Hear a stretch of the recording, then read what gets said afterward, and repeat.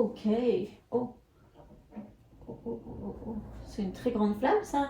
Voilà pourquoi j'ai du mal avec les bougies artisanales. C'est beau, hein. Mais purée, c'est toujours trop dangereux. Moi les babes, bienvenue dans cette nouvelle vidéo. Ça fait tellement longtemps qu'on s'est plus retrouvé face cam. Et en fait, ça me manque parce que les vlogs, c'est sympa. Mais quand on fait que des vlogs, c'est bon à un moment donné. Moi, j'en avais ras la casquette. J'aime bien les vidéos face cam, juste. Ok, la bougie pue le cramé. Je vous retrouve aujourd'hui un peu en retard pour une vidéo update lecture de juillet, août, septembre. Donc le dernier trimestre. Et on a quand même 11 livres, donc c'est pas mal. La fois passée, on était à 10 pour 3 mois, donc on est toujours dans le même mood. Je lis entre 3 et 4 livres par mois. Voilà. Le premier livre dont je dois vous parler, c'est Emergency Contact de H.K. Choi. H.K. Choi, je dis pas de bêtises. J'ai mis 4 étoiles, je vous mets la couverture ici. C'est une romance universitaire, mais vous voyez, pas universitaire style avec le footballeur de l'école, enfin pas un off-campus ou ce genre de choses. On est vraiment sur deux personnes un peu outsiders qui en fait vont se parler uniquement via le téléphone parce que flapper, on se sent pas à sa place et donc c'est plus facile de discuter à travers un écran. Et en fait, on va découvrir un peu comment une relation un peu casual va devenir une vraie relation amoureuse à travers un écran et le pas qu'ils vont franchir pour pouvoir aussi se rencontrer, enfin pas se rencontrer parce qu'ils se connaissent, mais se voir en vrai, etc. Enfin, moi j'ai trouvé que c'était bien amené, je l'avais lu très rapidement, je l'avais lu d'ailleurs au début, juillet, donc en été c'était hyper sympa comme lecture d'été. Peut-être que j'apprécierais moins si je lisais maintenant, mais moi les romances de toute façon c'est vraiment des livres que j'apprécie en été globalement. Enfin voilà, moi j'avais bien aimé, j'avais donné 4 étoiles. Ma deuxième lecture que j'ai lue en audio, je vous fais par rapport à ce que j'ai et ce que j'ai pas. Voilà, c'est un que j'ai pas en physique. C'est The Hawthorne Legacy, donc le tome 2 de The Inheritance Schemes, chez PKJ de Jennifer Lynn Barnes, et j'ai adoré. Franchement, je pense que j'ai préféré le premier tome parce que c'était le lancement du truc et tout, c'était hyper sympa, mais le deuxième est tout aussi rythmé. En fait, c'est ça qui est bien dans ce livre, c'est que c'est hyper rythmé, les personnages sont très intéressants, j'adore qu'il y ait un petit peu de romance dedans avec un triangle amoureux, sans non plus que ce soit le sujet principal du livre. J'adore aussi que vraiment il y a des rebondissements tout le long, donc quand on pense connaître un peu, on est là en mode ah ben ça y est, c'est ça en fait, c'est logique, et c'est pas ça en fait. Et voilà, moi j'aime ce livre, et je trouve qu'en audio ça passe tellement bien. Le premier, je l'avais déjà écouté en grande partie en audio et c'était déjà génial, et donc là juste je l'ai trouvé encore très bien, et là je l'ai lu en totalité audio parce que j'ai pas acheté le livre physique. J'aimerais parce qu'ils sont magnifiques, mais je l'ai pas encore. Et je lui ai quand même mis 5 étoiles malgré que je l'ai moins aimé que le premier. Mais en fait, je crois que je l'ai moins aimé juste parce que la hype, enfin, je veux dire, c'était une suite. Mais j'ai quand même adoré. Enfin, je l'ai vraiment lu rapidement. En même temps, je suis quand même beaucoup sur la route. Mais voilà, franchement, c'était top pour moi. J'ai vraiment, vraiment kiffé. J'ai également lu Saving Kara d'Iran Corrigan. Je sais pas comment ça se prononce. C'est un thriller psychologique. J'ai franchement apprécié la lecture. Ça se lit assez rapidement et tout. J'ai juste été un peu déçue parce que je trouve que le résumé en fait est très spoilant. Et donc moi quand j'ai lu le résumé et que je l'ai acheté, je me suis dit je vais l'acheter parce que je pense que c'est ce thème, ça va trop m'intéresser, ça va être bien. Sauf qu'en fait une fois que tu découvres le thème, tu découvres le plot twist. Donc il y a plus grand intérêt au livre. Mais voilà, j'ai lu rapidement, c'était un petit thriller sympa. Après évidemment c'est un thriller young adulte, donc peut-être que c'est juste que les adolescents connaissent pas le sujet et donc pour eux c'est intéressant. Mais si en lisant le résumé vous vous dites ah oui ça parle de telle chose, le lisez pas, je pense que c'est pas vraiment la peine.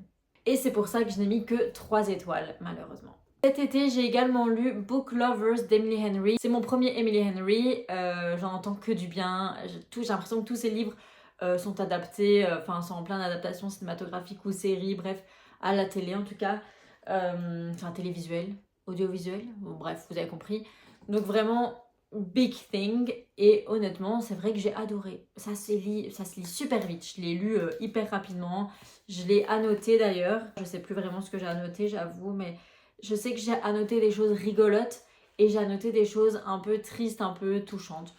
Il y avait plus de choses rigolotes que touchantes a priori parce que les touchantes c'est les jaunes et... Ah non, pas du tout, je mens.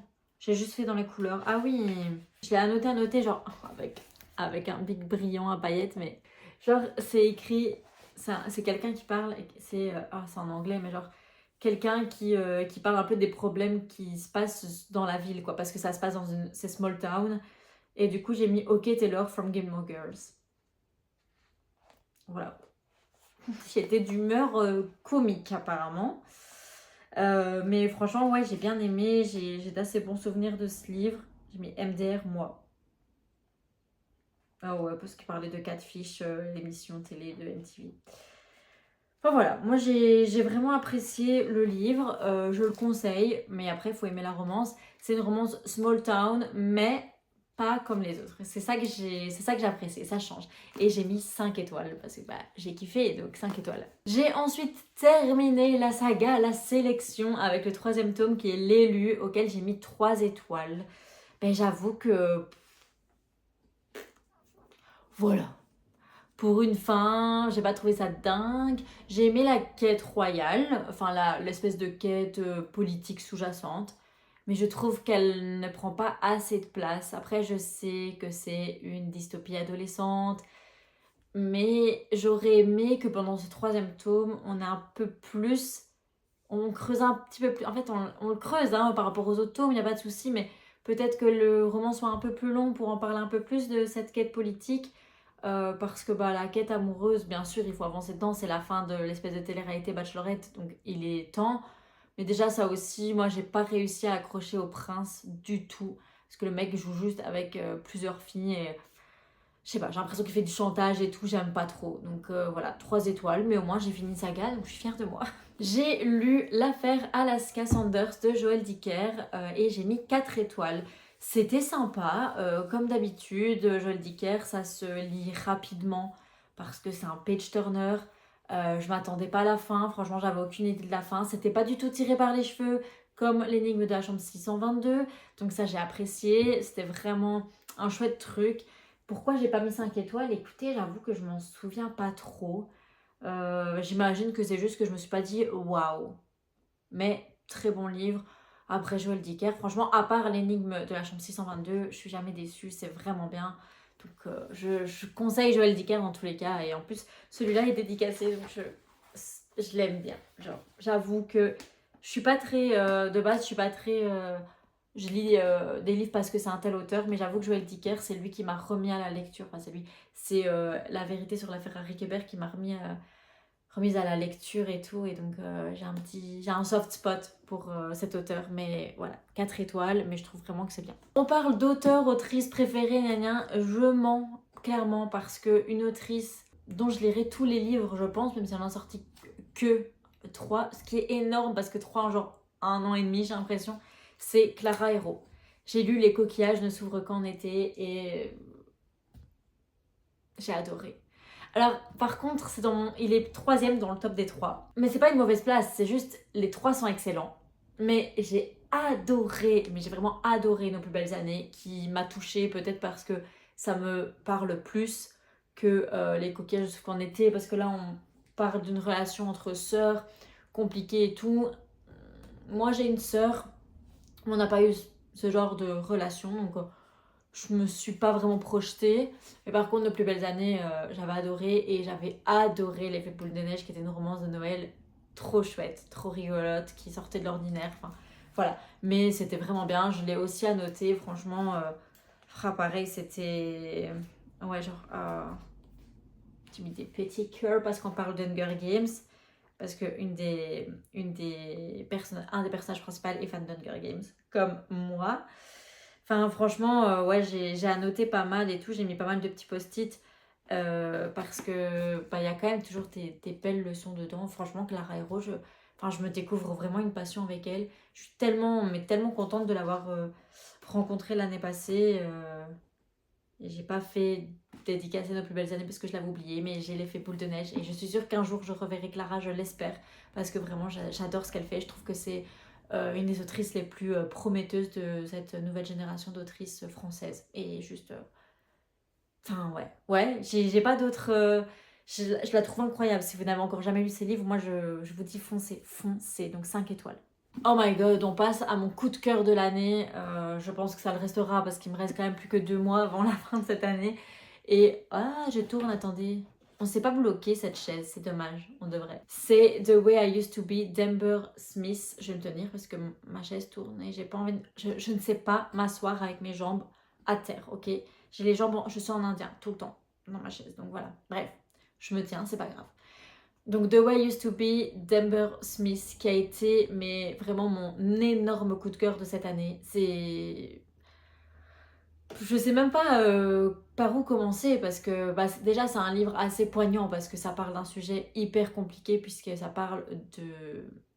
Oh, on n'a pas le droit de le dire, mais de VIOL. On sait jamais si un jour je suis monétisée sur YouTube. Euh, Ne mettons pas toutes les chances par la fenêtre, ok? Je sais pas, ne jetons pas. Bon, bref, vous avez compris ce que je voulais dire. Je suis fatiguée et je suis un peu malade. Donc je vous avoue que c'est un peu dur pour moi aujourd'hui. Mais il fallait que je tourne avant qu'il fasse noir. Clairement, c'est tellement pas facile comme thème. Et en fait, enfin, moi je trouve que ça a été traité super bien. Les gens dans les commentaires, je me souviens, disaient oui.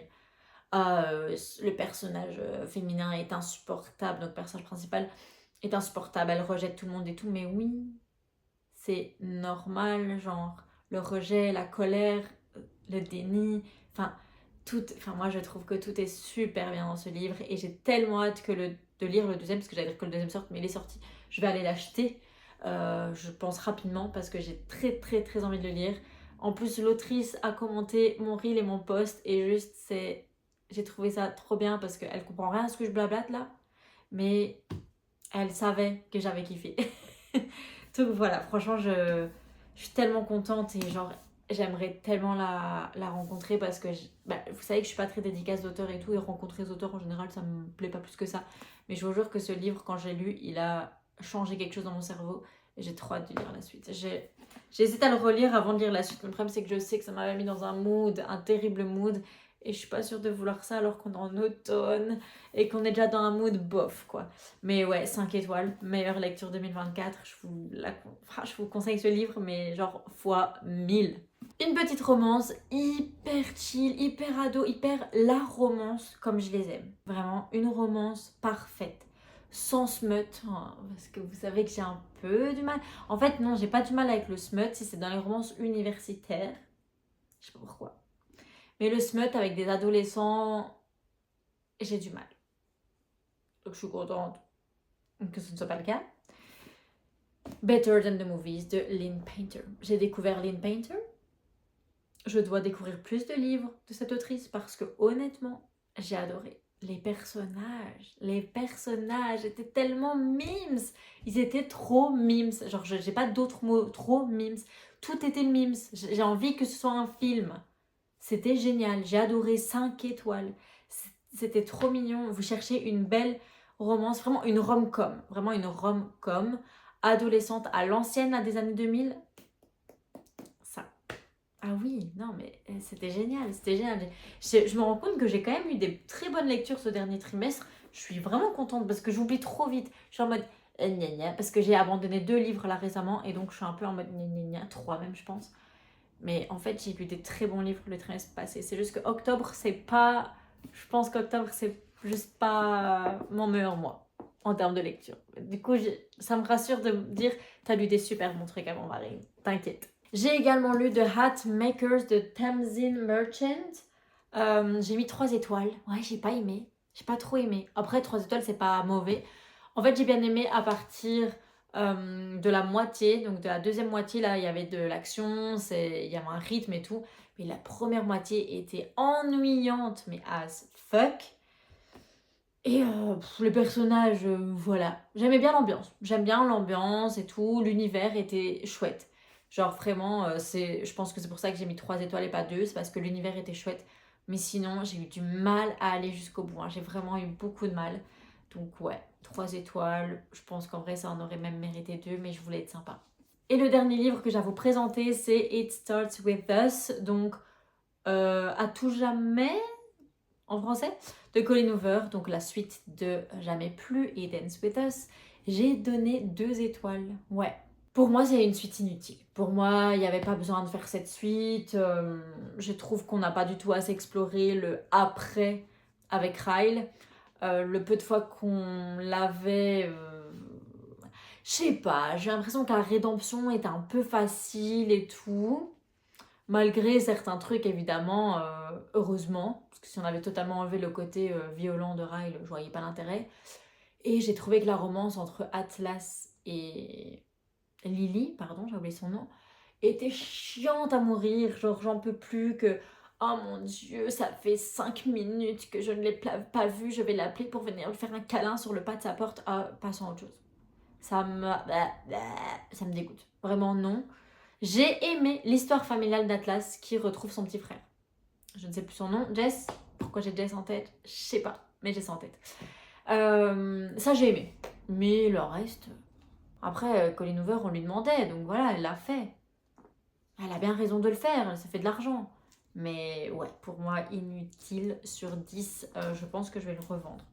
Mais le problème, c'est que je l'ai annoté. Genre, ouais, j'ai mis des post-it, mais ça à la limite, mais je l'ai annoté, quoi. Moi qui bitch sur Lily. Genre, je suis là en mode, be fucking for real, Lily. J'adore regarder d'attention parce que j'ai oublié, évidemment. Je sais qu'à un moment donné, j'étais là genre, fuck you, Ryle.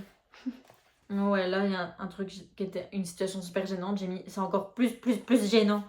Genre, j'ai aucun chill. J'ai... Va-t'en, Ryle.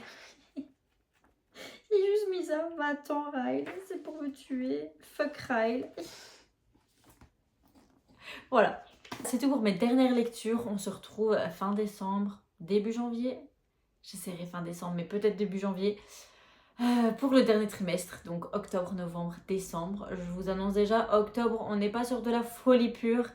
Donc, j'espère que novembre et décembre surtout vont relever le niveau. N'hésite pas à t'abonner, à commenter, à liker la vidéo. Et je vous fais des gros bisous. Ciao. 2 August ago, I told the truth, oh, but you didn't like it. You went